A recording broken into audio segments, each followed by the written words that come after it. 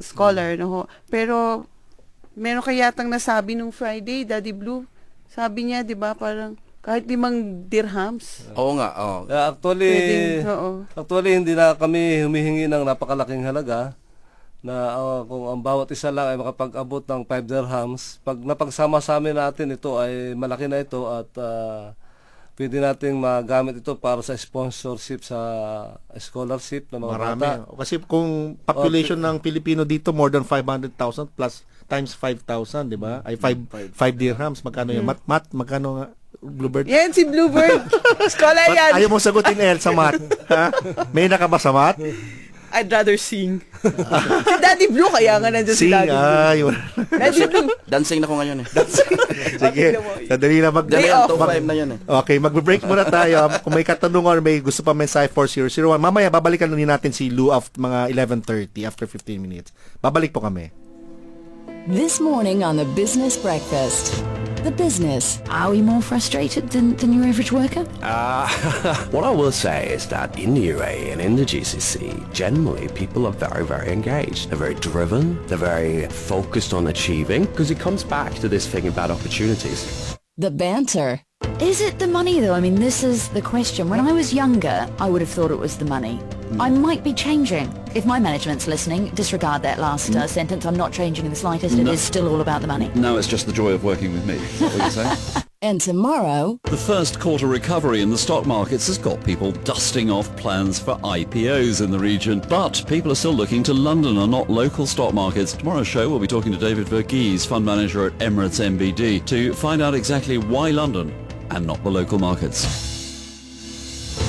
the UAE's most popular morning show, The Business Breakfast, with Malcolm Taylor and Brandy Scott. Weekday mornings from 6, in association with St. Regis Hotel and Friends Provident International.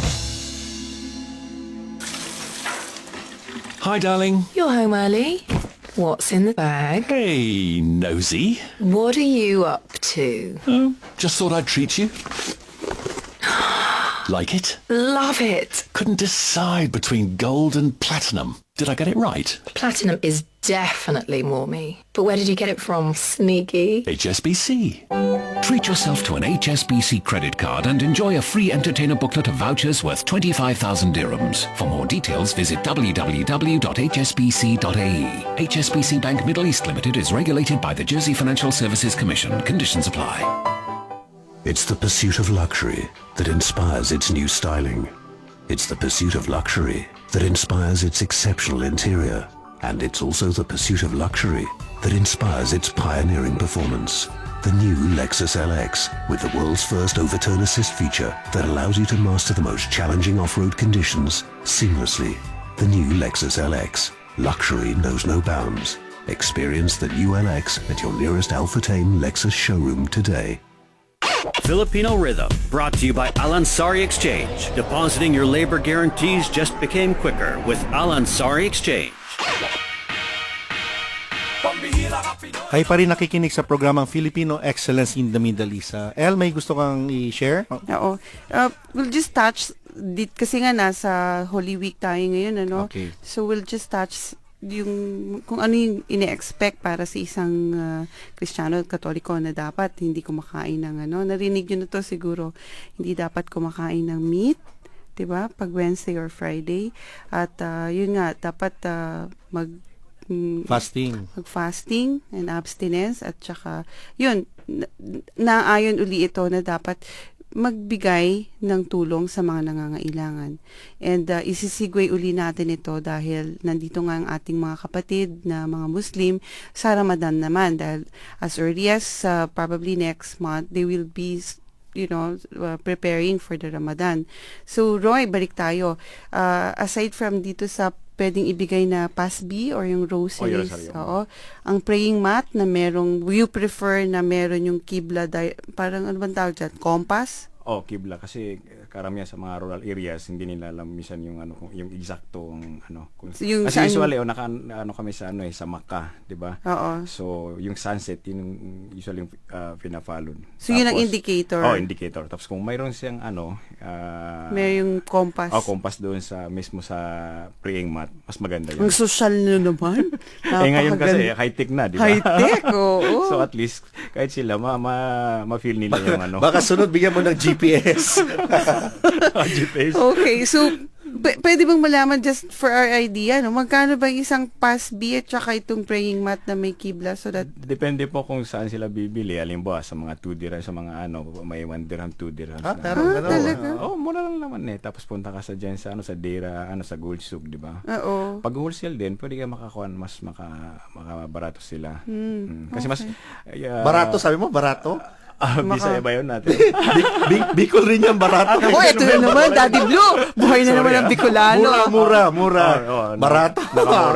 Pareho kayo, barato. So makakakamura sila. Makakamura sila. Tapos we prefer kasi yung matanggap namin yung mga in-kinds kasi as much as possible iniwasan natin yung pera na. Kung makabigay sila na ma-appreciate natin yung effort nila. Halimbawa kung may kunting pira sila tapos pumunta sa isang sa Dera, namili ng mga ganon, uli koran at saka mga praying mats, mas magandang ganun. Yung dates kahit bumili ngayon padala sa May, sa June. Kasi hindi naman nasisira, di ba?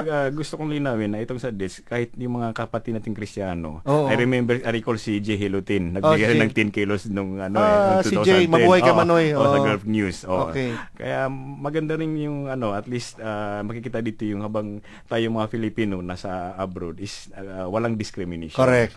Para diba? ito programa ito. Naalala ko rin na art nung si Cookie, di ba? Nung yung sa charitable niyan. Okay, nagbigay diba? ng Naalala mo yung sa Marcom dance troupe namin, di ba? Okay, Tapos correct. sumayaw ang Marcom. Walang yun, tama. Kay Cookie yung book launching niya. It's one way of sharing. Kung ano yun naman yung true talents or ano man ang may share namin. Talagang nag-share kami. Amen. Mabuhay. Tama yun. At saka isa pa, during Ramadan kasi yun yung mga alimbawa sa mga Muslims, yung may kaya na pwede magbigay, doon nila inaano sa Ramadan. Ayun, di ba merong percent sila? Zakat, oo. Magkano kasi, yan? Sa 40 dirhams, okay. 1 dirham yung dapat na ibigay mo. Let's say, kung may 40 million ka, makakabigay ka ng 1 million dirhams na zakat. Bluebird yung 1 million sa 40 million, anong percent yan? Naka-day off nga yan. Naka-day off, sorry. Ilang percent yan, yung 1 million sa 40 million? Sino magaling sa math? Bilis, sagot. Anyway, say continue. Oo, tapos, kaya nga... Adisi, takpo natin si Abu Nader. Sa alawasan lang. Supermar Philippines. Sa lahat ng gustong tumulong, pwede nila kami ma-reach sa FB. Mayroong Marano Community in UE group doon. Okay, tapos, sa number din namin na... pwede ko ibigay yung number namin. Sige, ikaw. 050-273-9373. Pwedeng mag-text sila. Okay. O di kaya, mas maganda sa Facebook. Sabihin mo na, tandaan, 050 050-273 okay. 9373. Okay. Yun kung gusto nila mag-donate, di ba? Or maging member ng Marcom or makipag-ugnayan sa inyo. Or kahit hindi member ng Marcom or kung gusto mo pwede silang sa FB. Pwede nila kami ma-reach. Maranao. Maranao Community in UAE. Yung, bali, aside from, so, etong 1 million of the 40 million, hindi ko pa rin makuha yung ilang percent to. Interesado ka doon, Mag-text nga kayo kung sinong nakakuha ng percent ito. Saan ba mapunta to? Mapupunta sa mga needy people, yung mga nangangailangan. Kasi karamihan dito ewan ko kung anong sistema nila dito, meron silang zakat house, di ba? Tapos, usually, pinapadala sa African countries, sa Palestine. Tapos, meron din dumadating sa amin, sa ASEAN, sa Malaysia, Indonesia, at sa Philippines. So, ikaw, yung sa'yo, saan mo binibigay? Actually kasi, ang sinasabi nila, charity will begin at home, di ba? Okay. Uunahin mo muna yung pamilya mo. Kasi alam ka na magbigay ka, tapos nagugutom naman yung mga pamilya mo, di ba? Totoo yan. Kaya nga, Roy, yung UNCOP nga nakakapagbigay sila sa iba. So ngayon, yung UNCOP sa Pilipinas. Tama. So, answering the cry of the poor in the Philippines. Okay, so anong ginagawa tayo. mo? Charity begins at home. Anong mo? So, kailangan muna. Yung kayamanan mo, saan mo binibigay? Siyempre, kailangan tinan mo muna yung mga halimbawa, kung magpapadala ka, yung mga relatives mo doon na okay. Sa Mindanao kasi karamihan doon 50% average na So, isa pa idagdag ko dito sa Ramadan kasi every year every Ramadan nagkakaroon ng iftar. Naalala niyo earlier iftar. sa ano? Oo. Nakapunta ako sa Polo Owa yung iftar. Oo. Yan yung before tayo yung Filipino Press Club, iftar tayo. Okay. Tapos ngayon pwede nating buhayin yun. Kasi kami talagang every Friday and Thursday during Ramadan, nagkakaroon kami ng iftar. Tapos nagdadala kami lahat ng mga At saka yun ay open sa mga sa mga non-Muslims. Kasi it's one way of showing to others na ito yung culture o di kaya ito yung mga mga ginagawa namin during Ramadan. Kasi ang Ramadan kasi hindi lang fasting na hindi ka iinom, hindi ka mag-smoke or Talagang ifa-fast mo yung sarili mo, na i-control mo yung sarili mo na hindi ka makapagsalita ng masama, hindi ka makagawa ng masama, and at the same time, kung ano yung nagawa mo masama nun, it's a time of kumbaga ipapromise mo sa God na hindi mo uulitin yun. Sa July, mag-invite ulit tayo ng about Ramadan. Sige po. Pero yung wala kayong mga scholarship or ano? Actually, nung time ko, nung 2008. Aside from sending home. Nagplano kami noon. Tapos with the support of, kasi may plano yung mga ibang mga maranaw sa GCC countries, like yung sa Bahrain, sa Kuwait, Qatar, na i-sign namin. Ang problema kasi, siyempre, malayo yung mga But through this high-tech communications, FB, nagkakaroon na kami ng doon, nagagawa ng foundation. So may plano kayong... Nasa pipeline na po yan. Marami din mga magagandang Muslim school sa atin, di ba? Yung Mindanao State University, saan ba ito? Sa inyo yun? Doon pa ako nagtapos. Actually, ang MSU, yun yung pinaka second biggest state university after UP. Okay, doon sa amin mismo. Sa Mindanao. Okay. El? Binabasa ko yung... Ano chine-check mo dyan? Yung percentage. Okay. Loko lang. Ano yan? 2.5%. Ayun. Gising na Maraming salamat. Cum laude to accounting Oo nga. Di ba cum laude ka rin? Oo, pero day off dito ako. Hindi, gusto ko lang... pagdating sa math, ha? Kaya I'd rather sing, ika nga. Okay, hindi, balik naman tayo sa ANCOP, Marino, binabasa ko tong ANCOP programs namin, yung may pillars of the ANCOP work. Ito may education, health and nutrition, community development that transforms child, family, and the whole community. Yes. Ito talagang holistic, ika nga. Pati health and nutrition meron pala. Okay. So, meron nga kayong sinasabi kanina yung itatayo na multi-purpose hall. Anong status nito ngayon? Meron na bang... Pero kailangan doon. Hindi, pero meron bang foundation ng natatayo ito or simula pa May lang? perspective lang yata Hanggang sa ngayon ay perspective pa lang. Naghihintay pa ng mga donation para masimulan. Alam mo, tama-tama, may salita bang ang bata ng sarili or Tagalog? Ano man salita? Tagalog. Tagalog. So, saan nanggaling yung bataang matamis? I-address mo ngayon mga taga-Bataan. Baka may nakikinig ngayon, lalo yung mga taga-Balanga. Baka makagusto nila mag-donate. Okay, para sa lahat ng mga kababayan ko dyan, mga Bataeños.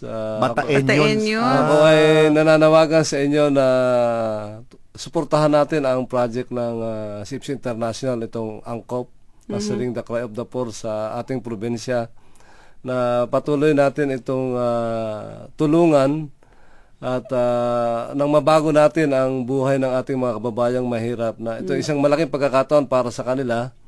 Mabigyan natin sila ng magandang livelihood. Kung may papatayo natin ang training center na ito, marami ang makikinabang at darating ang time na lahat sila ay magiging self-supporting at maasa rin tayo na sila ay tutulong sa iba pang mahihirap na ating kababayan. Okay. Pwede mo so yung mga taga-Bataan lang, pwede ibigay ni Rino yung number mo? I-text ka ngayon or bukas?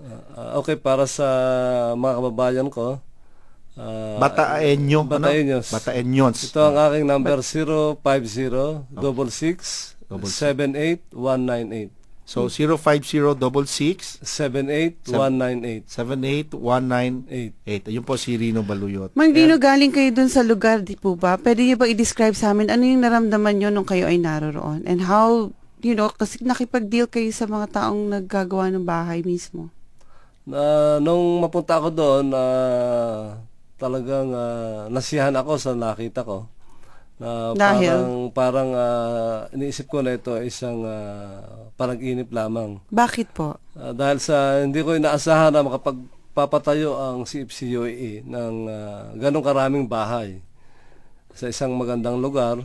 At nakita ko rin kung gaano ka ligaya yung mga tao na gumagawa sa kanilang mga bahay. At nakita ko talaga na masaya sila at tumaas ang kanilang antas sa buhay. Naging, parang nagkaroon ng katuparan ng kanilang mga pangarap. Parang sabi nga nila, hindi namin inisip sa hinagap na magkakaroon kami ng bahay na ganito kaganda.